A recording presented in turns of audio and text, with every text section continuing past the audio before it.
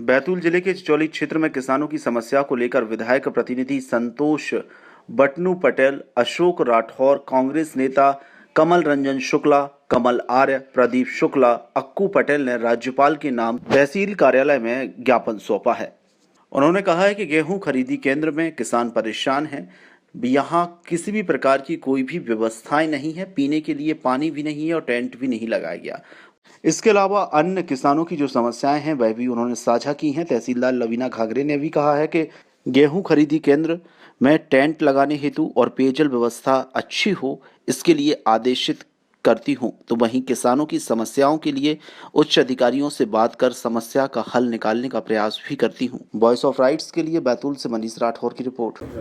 क्या समस्या है, क्या किस लिए आवेदन दिया है? भाई किसान लोगों ने भी जो गेहूँ बेचा है उसका जो किसानों से जो कर्जा काट ले गए तो उनके खाते में समझ नहीं हो पा रहा। तो हमने मैडम को ज्ञापन से अवगत कराया कि जो भाई किसान का जो पैसा खाते में समझ नहीं हो रहा उसको समझ हो जाए और ये 15 दिन आगे आने वाले सीजन में किसानों को लोन तरीका से मिल जाए, वो परेशान ना हो। इस हिसाब से किसान के समस्या के बारे में ज्ञापन दिया है। और मंडी में जो किसानों को पानी और टेंट की समस्या हो रही है उसके लिए मैडम से कहा, तो मैडम ने कहा कि मैं ये व्यवस्था करा दे रही हूँ, किसानों को किसी प्रकार की कोई परेशानी नहीं होगी।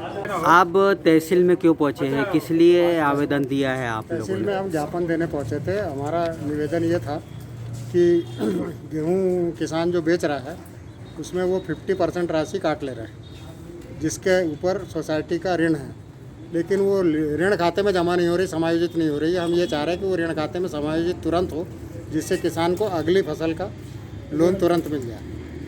और दूसरा, एक रतनपुर सोसाइटी में एक पूरी की पूरी लिस्ट गायब हो गई, उसमें 34-35 लाख रुपए किसानों का नहीं आ पाया है। तो वो पैसा आ जाए जल्दी किसानों के खाते में। कौन सी राशि? किसानों ने जो गेहूँ बेचा था उसकी राशि।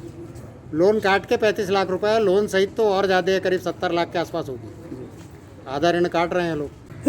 आप तहसील में पहुँचे हैं तो क्या समस्या को लेकर के है और क्या समस्या किसानों की? भाई समस्या ये है किसानों की 2019 में खरीफ फसल का जो बीमा आया था, बीमा अभी तक के नहीं आया 2019 का खरीफ फसल का। और और कह रहे हैं कि कौन बोल रहे हैं? शिवराज मामा बोल रहे हैं कि आपका 2019 फसल का बीमा डाल दिया, लेकिन किसानों के खाते में अभी बीमा आया नहीं है। और जो अभी भाई लोगों ने और भी आपको समस्या बताई कि जो अभी किसानों को गेहूं तुल रहा है इनका कोऑपरेटिव का जो लोन है, लोन का पैसा काट लिया जा रहा है, लेकिन बैंक में जाओ तो बैंक वाला बोलते कि अभी समायोजन हुआ नहीं, आपका खाता नील नहीं हुआ। तो ये तो फिर सरकार गलत काम कर रही है कि किसानों को पैसा काट भी रही है और उनके खाते में समायोजन भी नहीं हो रहा। किसान भटक रहा है। अगर उनका खाता नील हो जाए समायोजन होके तो दूसरा मतलब ऋण वो प्राप्त कर सकते हैं आगामी फसल के लिए।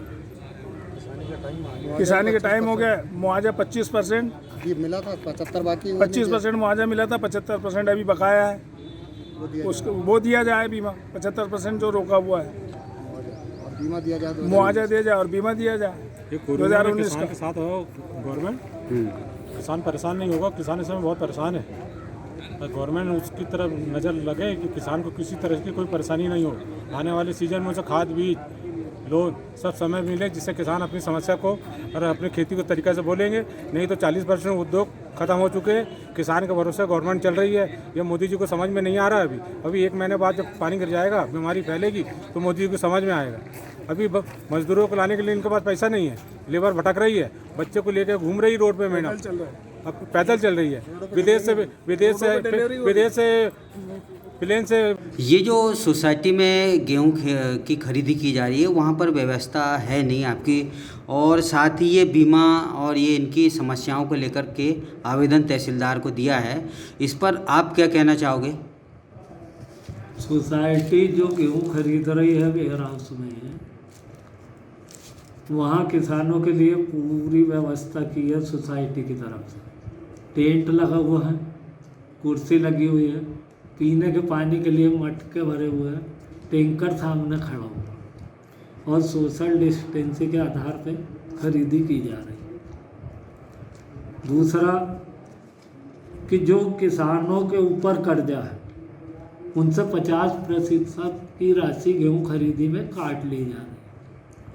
अब 50% की राशि वो जिस दिन समिति में आके जमा करेंगे उसी दिन उनको नया लोन स्वीकृत करेंगे। इसमें कहीं किसी प्रकार की कोई दिक्कत नहीं।